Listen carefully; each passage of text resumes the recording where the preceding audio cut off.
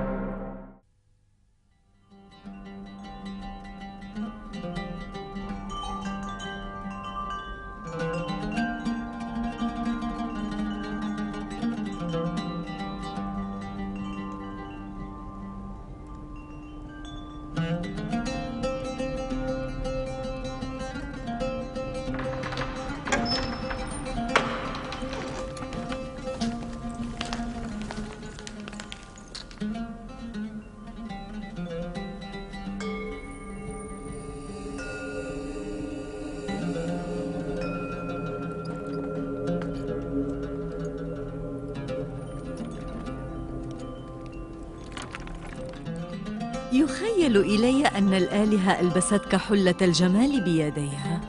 توافقني الرأي؟ استدعوا لي هونيفر مباشر القصر.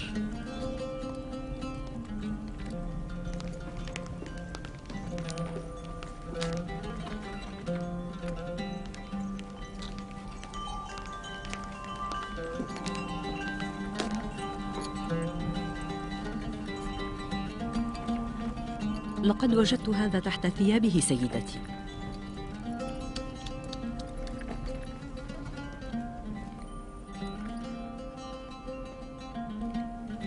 هذا الصك الذي بيع بموجبه يوزرسيف مولاتي. ثمة رجل يدعى شمعون أقدم على بيع يوزرسيف لمالك. يجب أن يكون هذا في خزانة قصرنا وليس معك أنت. كما تشائين سيدتي.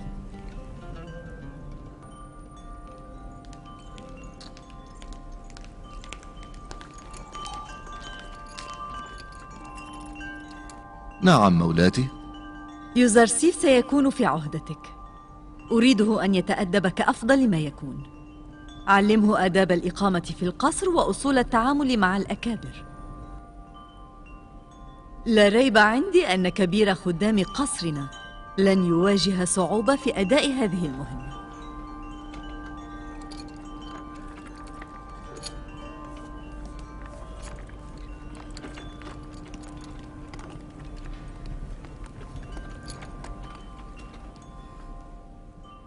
هل تظنين أن انحناءه أمامي كان بدافع الاحترام؟ لا يرجى من ولد دأبه رعاية الأغنام أن يفقه شيئاً من مغزى الانحناء. ثم تسألينني سيدتي إن كان قد انحنى بدافع من الحب والاحترام؟ تلك الثياب زادته روعة وجمالا. أرى ألا تمتدحه سيدتي جهاراً مخافة أن يغتر. تعال معي.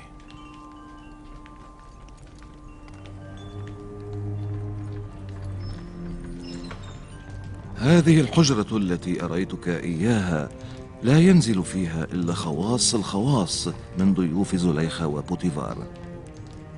ولكي تبلغ هذه الحجرة لا بد من اجتياز هذه الأبواب السبعة التي نجتازها.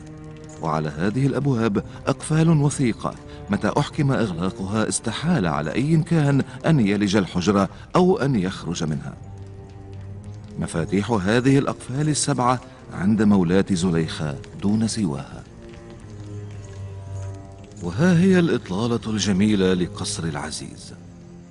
من هنا يسعك أن ترى بسهولة مجرى نهر النيل الكبير خلال مصر. وفي تلك الناحية في الغرب يقع ما نسميه عالم الأموات. تعال معي.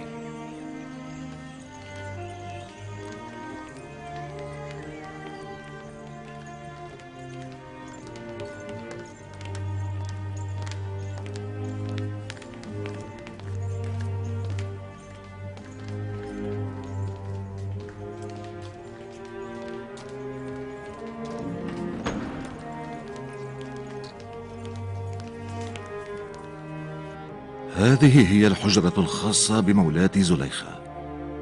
إنها مغترة ومتكبرة من سلالة الأشراف. خذ حذرك واحرص على ألا تعصي لها أمرا أبدا. فلنذهب.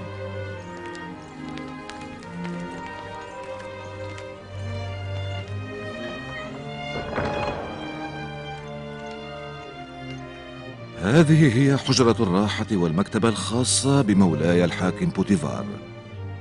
بوتيفار هو الرجل الثاني من قادة مصر العظماء، ويتوجب عليك أن تتعلم كيف تنحني أمامه وسائر الأكابر وتبدي لهم فروض الاحترام والخضوع.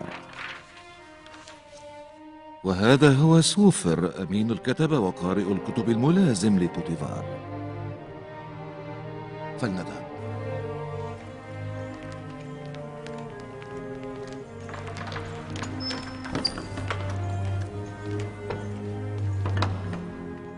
في هذا المكان يتناول الحاكم بوتيفار والسيدة زليخة طعامهما.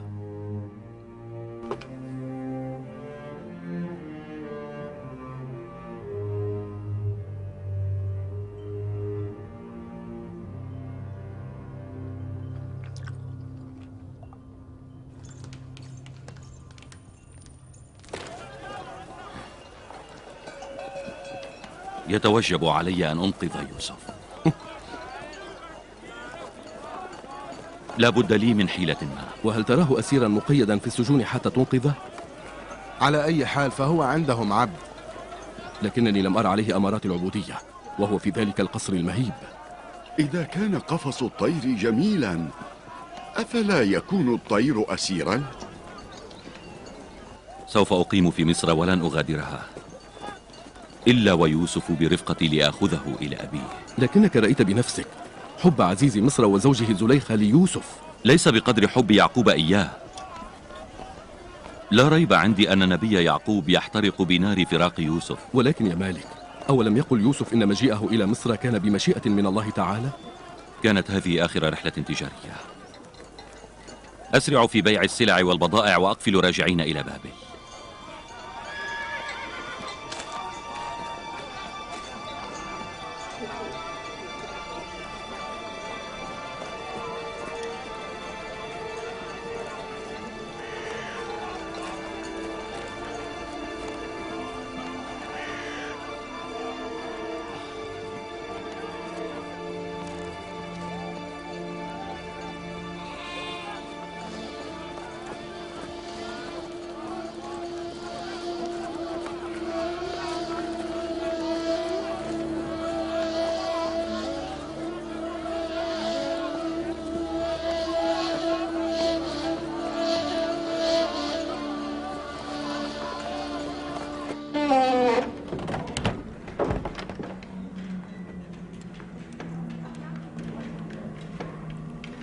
هذا مكان إقامة العبيد والخدم العاملين في القصر.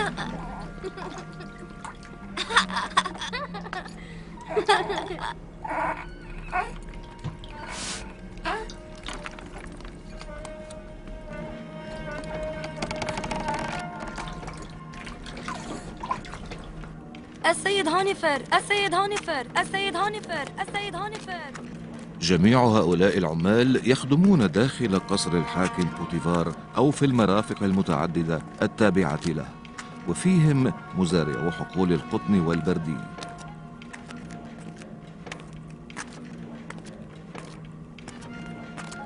معظم العمال من الرجال والنساء موجودون الآن في مواقع عملهم.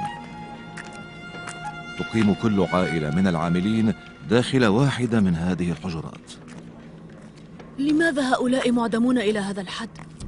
لماذا لا يرأف الحاكم بوتيفار بحالهم؟ انتظر حتى ترى أحوال العاملين في القصر ومزارعي حقول مدينة طيبة.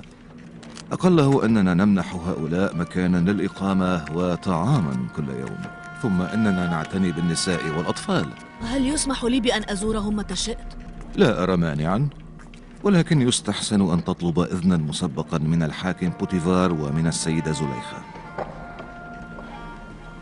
هؤلاء هم العبيد المكلفون بحمل الهوادج.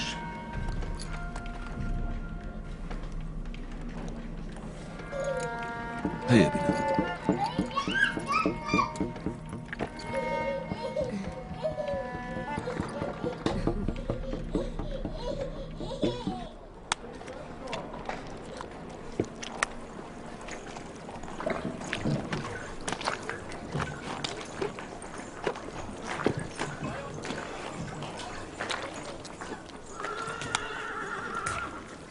هنا تتم دباغة ورق البردي. فليحيا عالي المقام هونيفر. البردي ورق نتخذه للكتابة. كنا نستعمل جلود الحيوانات قراطيس للكتابة، ولكن البردي أجود بكثير. هل أنت تجيد الكتابة؟ الذي خلقني علمني أن أخط بيميني. هذا جيد. ما أسعد السيد بعبد يجيد القراءة والكتابة. أنت قلت من علمك ذلك؟ الذي هو أولى من نفسي بي. إنه عارف بجميع اللغات. لا بأس، لنذهب.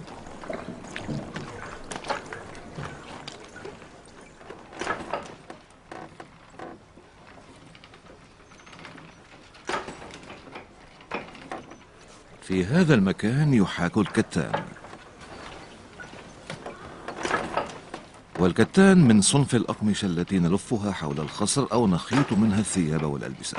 الكتان الرفيع المحاك هنا هو أجودها، ويشتهر بالكتان السلطاني.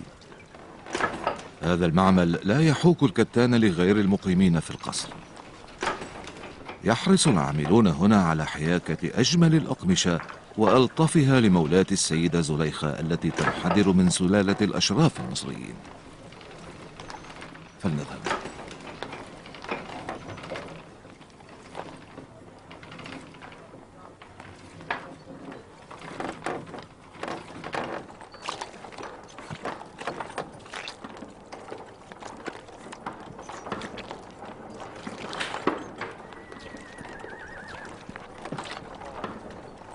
هذا مصنع أواني الفخار.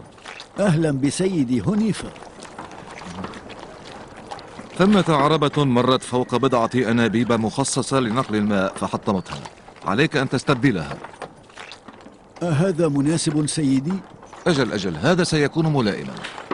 إذن سأباشر الآن في صنعه. جيد.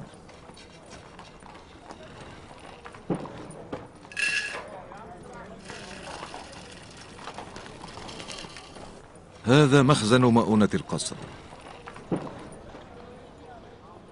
في هذا المكان تحفظ جميع الحبوب والبقول الخاصة بمخبز القصر أو بمطبخه.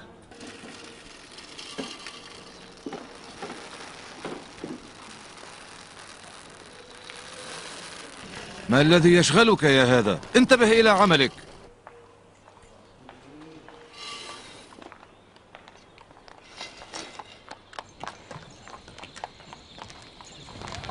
احرص جيدا على ألا تتكلم أو تنبس ببنت شفة إلا إذا نوديت أو وجه إليك سؤال. زليخة امرأة متكبرة، وكسائر المقيمين في البلاط يسعها أن تكون متشددة وعديمة الرحمة. هاي تمهل.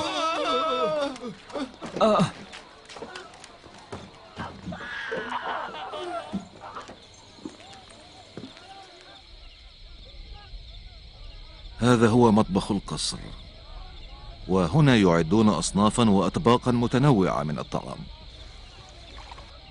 طعام الخدم والعبيد على حدة، وطعام المباشر والكبراء على حدة. أما طعام الحاكم بوتيفار وزوجته زليخة فيعد بمعزل عن الآخرين. لماذا يعدون أصنافا متنوعة؟ أولا يسع الجميع أن يأكلوا من طعام واحد؟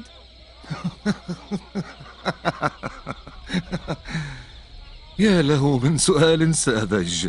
فالحاكم بوتيفار والسيدة زليخة ليسا سواسية مع سائر العبيد والخدم. هذا هو يوزارسيف. سيعمل يوزارسيف بدءا من اليوم على مساعدتكم في توزيع الطعام.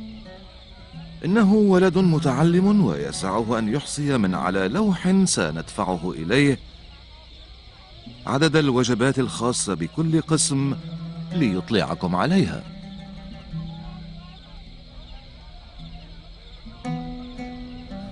هل ترى مبلغ الشوق في أعينهم؟ لقد اجتمعوا هنا لأجلك أنت. ما الذي جاء بكم إلى هنا؟ عودوا وأدوا أعمالكم. هيا باشروا العمل. فلنذهب.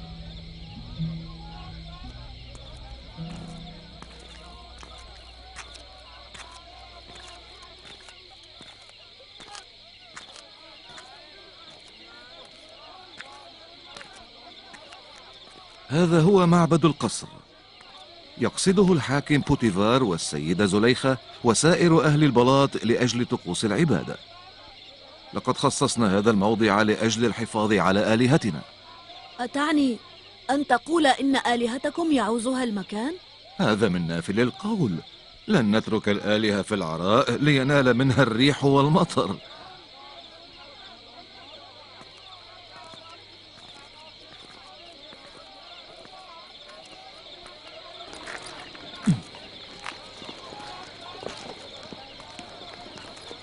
فليحيى المحترم هونيفر مباشر القصر. عهدك أن تتفقد القصر في الصباح، فلماذا الآن في منتصف النهار؟ يوزارسيف معي كي أريه أرجاء القصر. أردت أن يتعرف على أقسامه والمقيمين فيها. ما الخطب؟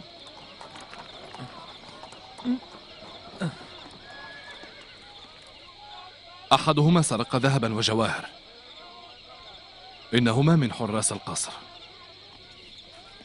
لكنهما يأبيان الاعتراف ويتبادلان التهم. لا بأس، فلنغادر المكان. ترى من السارق بينهما؟ أظنه النحيف. أرى أن يتدليا من حبل المشنقة ليعتبر سائر الحراس والعاملين في القصر. احرص على أن تشنقهما معا إذا لم يعترفا. ولكنني لم أسرق شيئا، أقسم إنني لم أسرق الذهب يا سيدي. لا أفهم شيئا منكما وسط هذا الضجيج.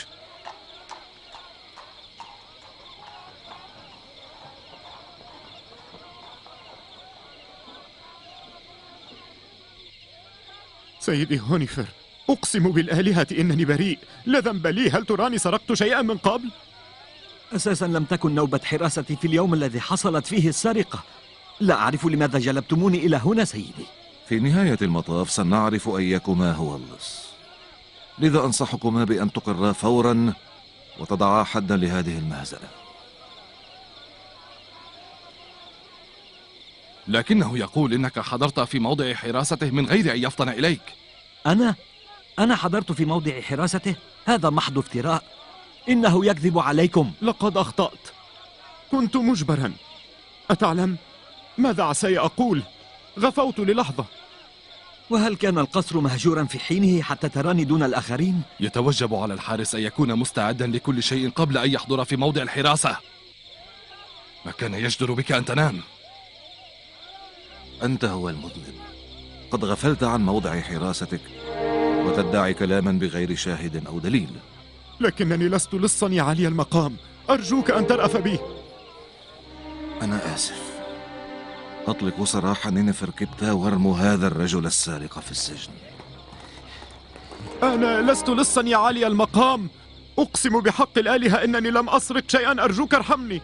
أغلق فمك أيها اللص. لعنة الآلهة نينفر، فلتصب الآلهة عليك نيران غضبها نينفر. أغلق فمك. لماذا تتكتم على الحقيقة؟ صدقني لست لصا يا عالي المقام، أقسم إنني لم أسرق. أستطيع أن أكشف أيهما السارق. لا يا بني، لا تقدر عليه. أؤكد لك أنني أقدر. أولست تريد أن تعرف من السارق؟ بلى، ولكن كيف عساك أن تميز بين السارق والبريء؟ أخذت ذلك عن أبي، فهو أعلم الناس بفنون القضاء.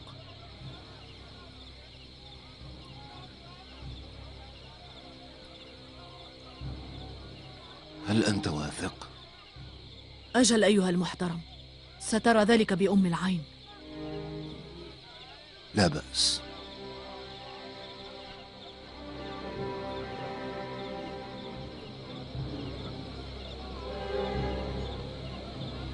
الويل لهما.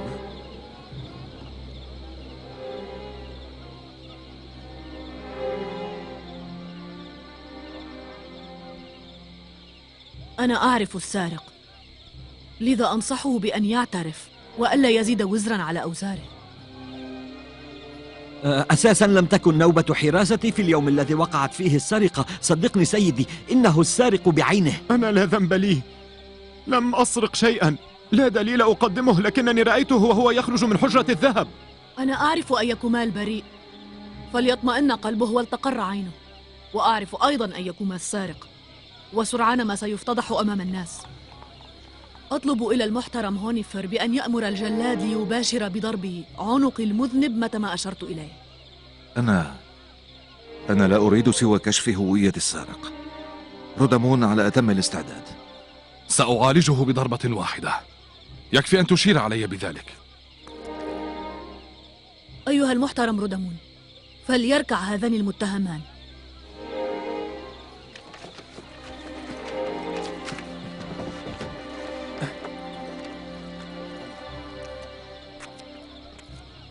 فليعصب الحراس أعينهما. نفذا.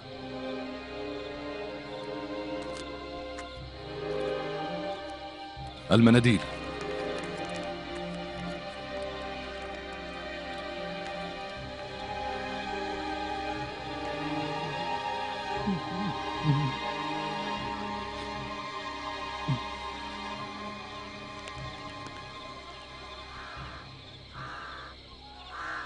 سأمنح السارق فرصة أخيرة للاعتراف. إذا أقر الآن بذنبه فسوف أصفح عنه، أما إذا ماطل واضطررت لأكشف عنه بنفسي فسيضرب رودمون عنقه فورا.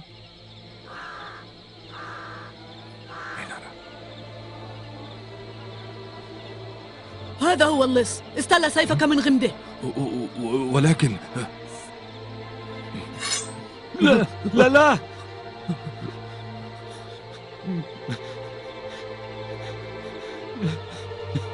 هذا هو اللص، اضرب عنقه. لا لا، سوف أعترف.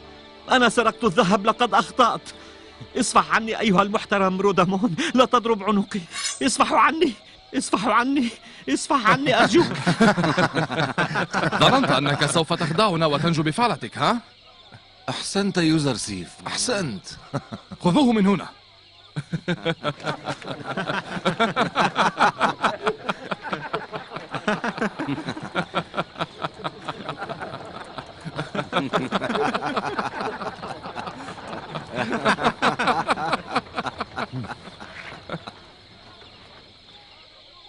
أحسنت يا بني، كنت رائعا.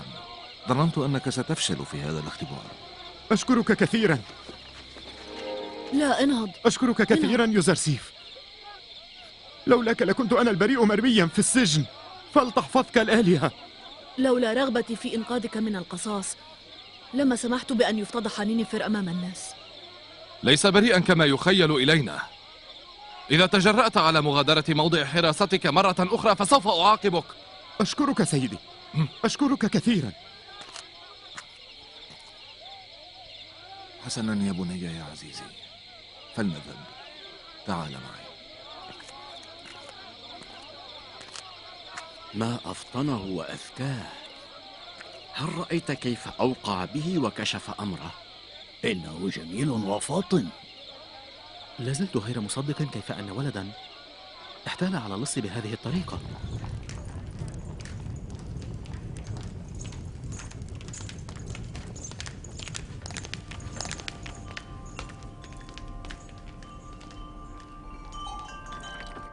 لقد توهم أنه يوشك أن تضرب عنقه، فسارع إلى النهوض من مكانه وأقر بجرمه معترفا بأنه السارق. صرخ قائلا: لا تضربوا عنقي، لقد اقترفت جرما، سرقت ذهب القصر، سوف أعترف بذنبي. وهذه الحيلة من يوزرسيف أذهلت جميع الحاضرين. لم يخطر على بال أحد أن طفلا مثله سيكون فطنا إلى هذا الحد. سأجدد شكري للحاكم على هذه الهدية النفيسة التي حباني بها. يوزرسيف يجيد الكتابة أيضا. بدءا من اليوم لن يأكل أحد أكثر من حاجته. يوزرسيف تكفل بأن يدون حصص الأقسام والمقيمين فيها على جدول مخصوص. ما أسعد السادة بعبيد يحسنون الكتابة والقراءة. أي الأماكن اخترت ليكون موضع إقامة يوزرسيف؟ لم نقرر ذلك بعد. هذا واضح، في منامة العبيد لا حاجة إلى قرار. لا لا، ليس وسط العبيد. يجب أن يبقى هنا داخل القصر في الحجرة التي أريته إياها. قل لي يوزرسيف، هل أعجبتك تلك الحجرة؟ أشكرك جدا. إذا سمحت سيدة القصر، أود أن يكون مبيتي على مقربة من العمال والعبيد. أنا من يقرر أين ومع من يكون مقامك ومبيتك. هل فهمت ذلك؟ يحظر تواجد عبد من العبيد داخل القصر، وهذا الأمر سيدتي سيثير حسد سائر العبيد.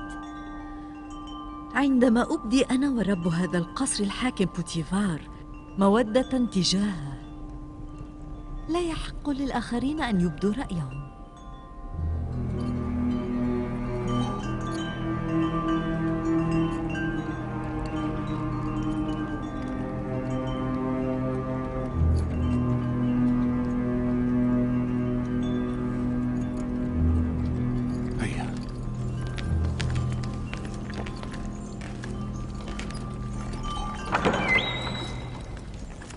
يوزرسيف بني، أنا لم أرزق بولد، فاعتبرني بمثابة أبيك، وإذا ما واجهت مشكلة فلا تتوانى عن المجيء إلي.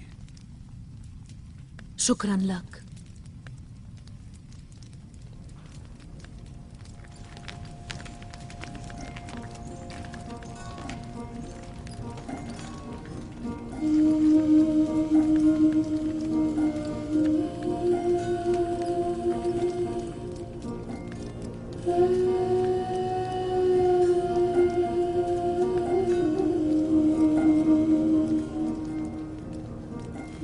المسكين أبي، أسأل الله أن يلهمه الصبر.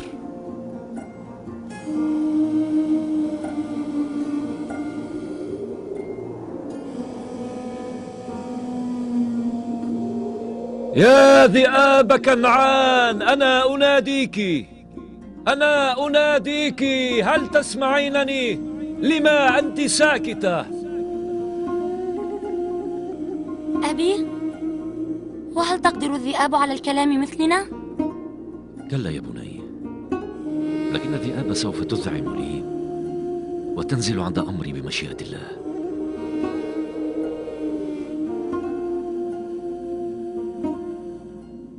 انظر، انظر، ها قد جاء ولدي.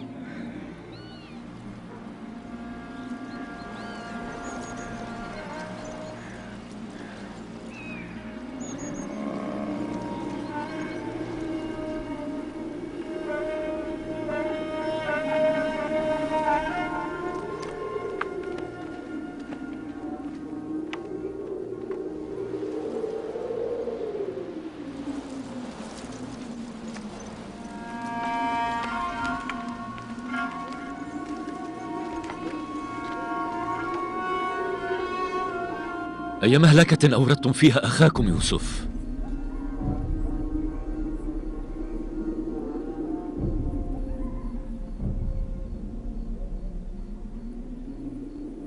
لماذا لا تجيبني يا لاوي؟ قلنا لك إن الذئب... أنتم تكذبون. لقد أنكر الذئب وقال إنه لا علم له بيوسف. الذئب؟ ولكن أبي، كيف يستطيع الذئب الإنكار؟ أنا سمعت كلامه، لقد حدث أبانا، قال إنه لم يفتك بيوسف أبدا. اعترفوا بما صنعتموه بيوسف قبل أن يفوت الأوان. لا زالت الفرصة سانحة. الحقيقة لا تعد ما قلناه سابقا، لقد فتك الذئب بيوسف. لا تفتروا على الذئب، ما نزل بيوسف كان بأيديكم يا ذئاب الإنس. توبوا إلى الله وأفشوا حقيقة ما جرى.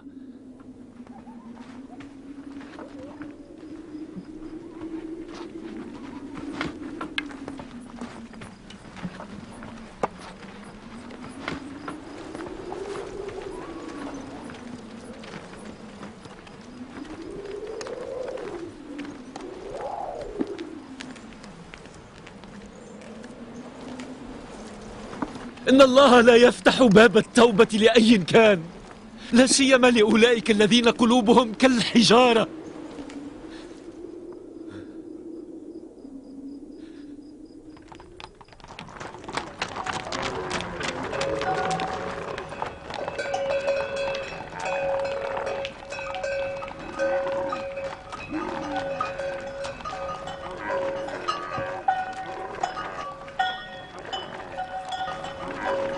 وداعا يا مالك، على أمل اللقاء. وداعا.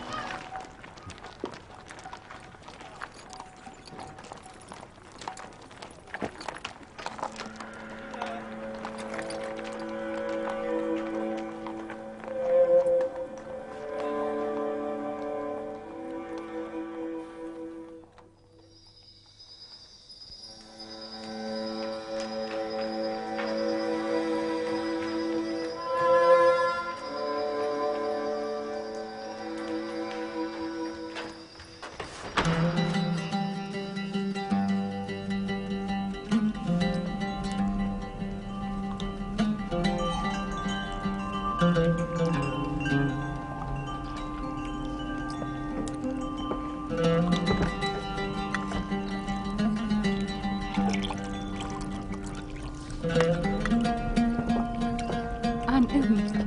تفضلي.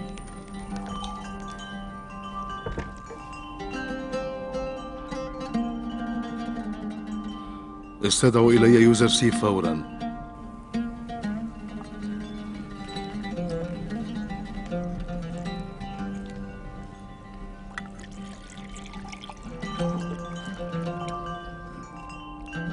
نحن معا منذ بضع سنين، وقد أيقنت أنني لن أرزق بولد أبدا، ولم أشأ أن تظلي محرومة من نعمة البنين لعلة في زوجك.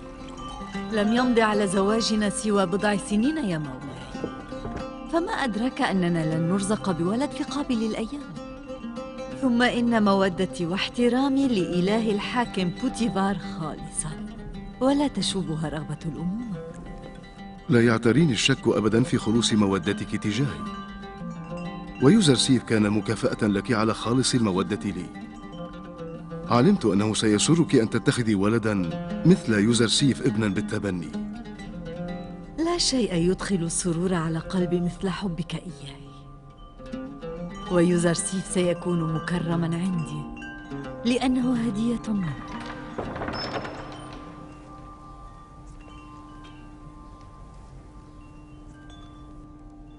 إذا حدث ورزقنا بولد ذات يوم، فهل ترينه سيكون جميلا وجذابا مثل يوزرسيف؟ ربما، لكنه ولا ريب لن يكون فطنا ونبيها مثله. ماذا صنعت حتى تبالغ السيدة زليخة في مدحك وتمجيدك؟ الحيلة التي استعملها اليوم يوزرسيف لكشف هوية سارق الذهب أذهل جميع من في القصر. يا مولاي، يكاد لا ينقطع الحديث في جنبات القصر عن مبلغ فطنة يوزرسيف. يقول الجميع إن يوزرسيف كشف أمر نينفركيبتا فسجن. لقد برهنت منذ اليوم الأول على أنك جدير بأن تكون ابنا بالتبني للسيدة زليخة.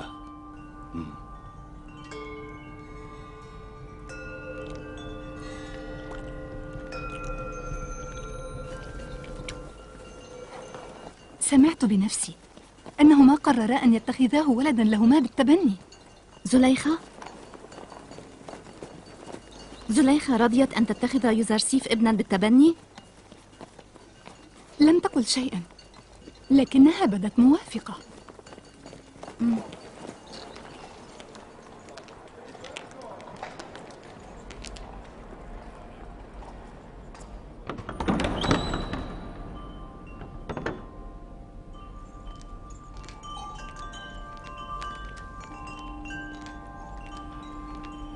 ما حقيقة الشائعات التي سمعتها سيدتي؟ لا علم لي بها، لكن أظن أنها تتعلق بيوزرسيف. هل حقا قررت أن تتخذيه ولدا بالتبني؟ خيار جيد، أليس كذلك؟ لكن هذا يتعارض مع تقاليد آبائنا وعقيدة أهل مصر. يوزرسيف شخص أجنبي من العرق الأدنى، ولا يليق بابنة أشراف مثلك أن تتخذه ولدا. متى اتخذته ولدا سيعلو ذكره وسيصبح ذا مقام رفيع. وماذا عن إيمانه ومعتقده؟ ما أدرك أنه ليس عدوا لآمون ومعارضا لديانة أهل مصر؟ ما أغرب ما تقولين. الشتول الفتية طيعة ومرنة، ويسعك أن تقومي اعوجاجها بيسر. أنصحك بأن تصرفي النظر عما عزمت عليه، هذا ليس في صالحك. اتخذت قرارا لا عودة عنه، وأدعوك أن تؤازريني عوض أن تسمعيني كلاما محبطا. إذن سأرمي آخر ما في جعبتي. لقد قصدت اليوم ساحر معبد آمون سيدتي، وأعطيته اسم وأوصاف يوزرسيف. هل تعرفين ماذا قال؟ قال لي إن هذا الولد عدو لزليخة، وإنه سيكون سبباً في دنو مقامها وسيبغض الآلهة إلى قلبها. وقال أيضاً إنك ستعرضين عن الآلهة وتنصرفين إلى عبادة إله آخر. أي كلام تافه هذا الذي ترددينه؟ هو لا يعد كونه ولدا، ويسعني منذ الآن أن أعلمه وأربيه وأنشئه وفق ما أهوى وأرغب. هيئيه بدءا من الغد ليحضر عندي كل يوم. أريد أن أعرفه إلى تقاليد أهل مصر وأن أعلمه شرائعهم. ساعديني في هذه المهمة. لم أقل ما قلته إلا بدافع الحرص. سأفعل كما تريدين سيدتي، ولكن إياك أن تلوميني على التقصير في النصح.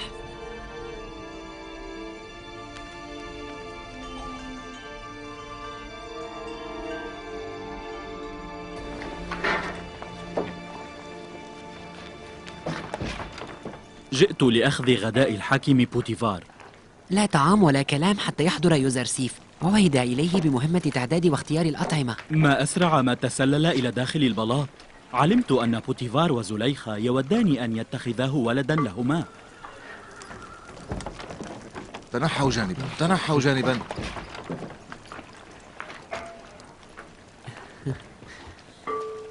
تعداد العاملين والمقيمين في القصر محفوظ عند يوزرسيف. لا تعطي أحدا طعاما أكثر مما يقرره يوزرسيف.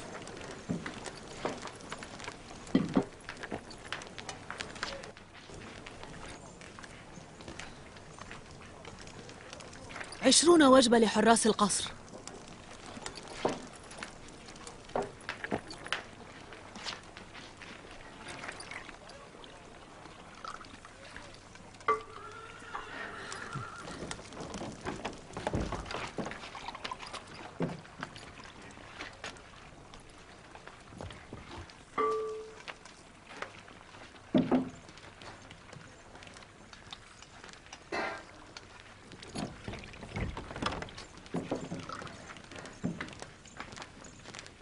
عشرون وجبة.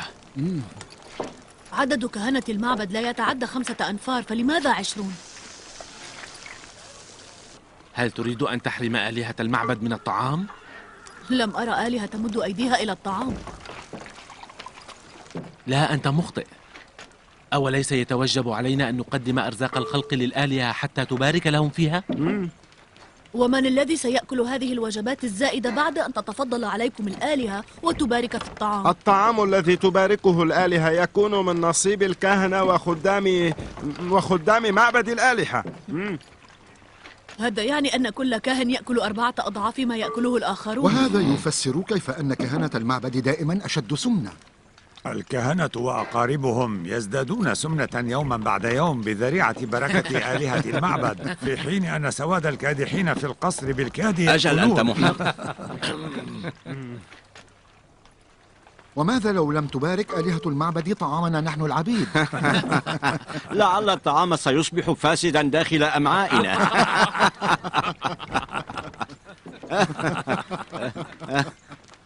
كفوا عن ذلك. إذا كنتم تتجاسرون على خدمة المعبد، على الأقل احترموا حرمة آلهتها. هيا.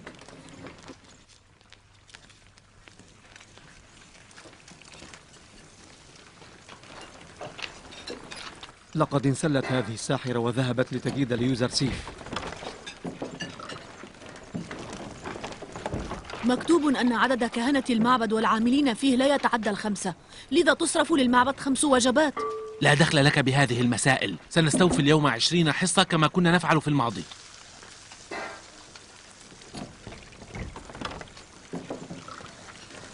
اليوم أعطي الكهنة ما يطلبونه، ريثما أعرض الأمر على المحترم هونيفر.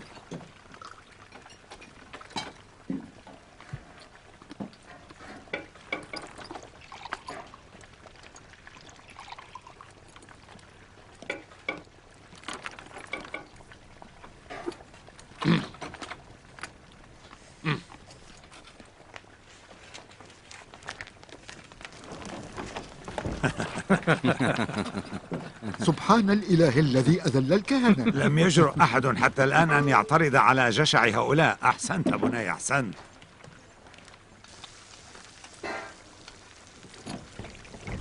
بداية فضح نينيفر كبتة، والآن فضح هؤلاء الكهنة.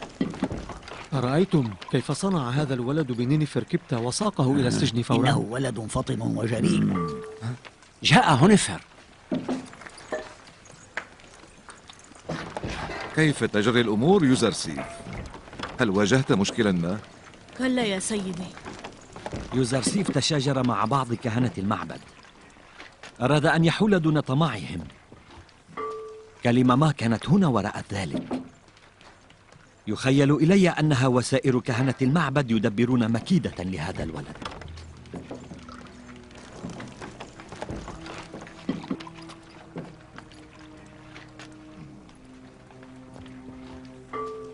هل طعام عالي المقام جاهز؟ بلى أيها المحترم. هاته ولنذهب.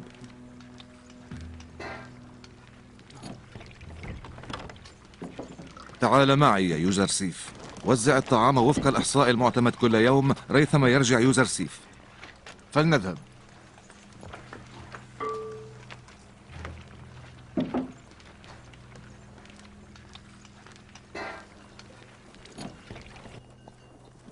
لم تكن حاضرا حتى ترى المقيمين في القصر وهم يسخرون منا، وانحاز إليه جميع العاملين والخدم.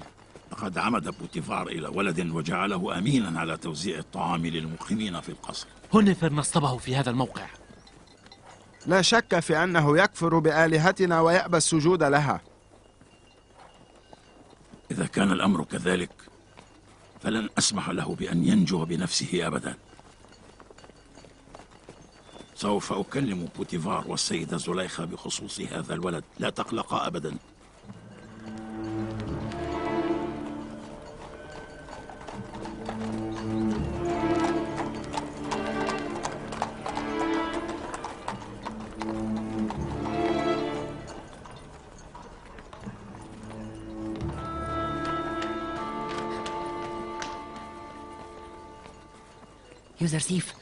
يوزرسيف، هذا أنا. نيمي سابو، ما الأمر؟ ماذا تفعل هنا؟ هل حقا أنك كافر ولا تعبد آلهتنا؟ ماذا تقصد بكلامك؟ قبل قليل سمعت الكاهن خوفو يكلم خادم المعبد ويقول له أنه سيسعى في قتلك إذا ثبت له أنك لا تسجد لآلهتنا. لن يصيبني مكروه أو سوء إلا إن شاء ربي. قل لي، هل أنت كافر؟ خذها عني كلمة واحدة، أنا لست كافرا، بل أعبد الإله وأسجد له. عن أي إله تتحدث؟ عن إلهك أنت، إلهي أنا، إله العالمين. حسنا، لقد سكن روعي. هل تعلم أن الله بعثك لأجل أن تنقذني وتخلصني؟ تكلمني؟ لا لا لا، كنت أحدث نفسي. لا عليك، اذهب. هل تأتي لكي نلعب؟ حسنا، سآتي.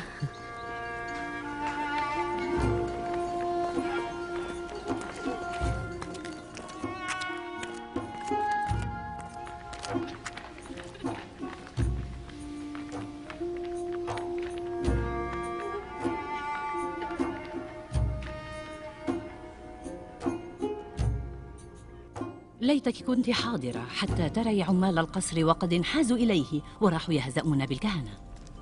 ولكن كيف يسع ولدا صغيرا أن يهزأ ويسفه كهنة معبد الآلهة؟ صار يشهر بهم قائلا إنهم يستوفون الطعام باسم الآلهة فيأكلونه ليزدادوا سمنة. سأفاتحه بالأمر وأعاتبه.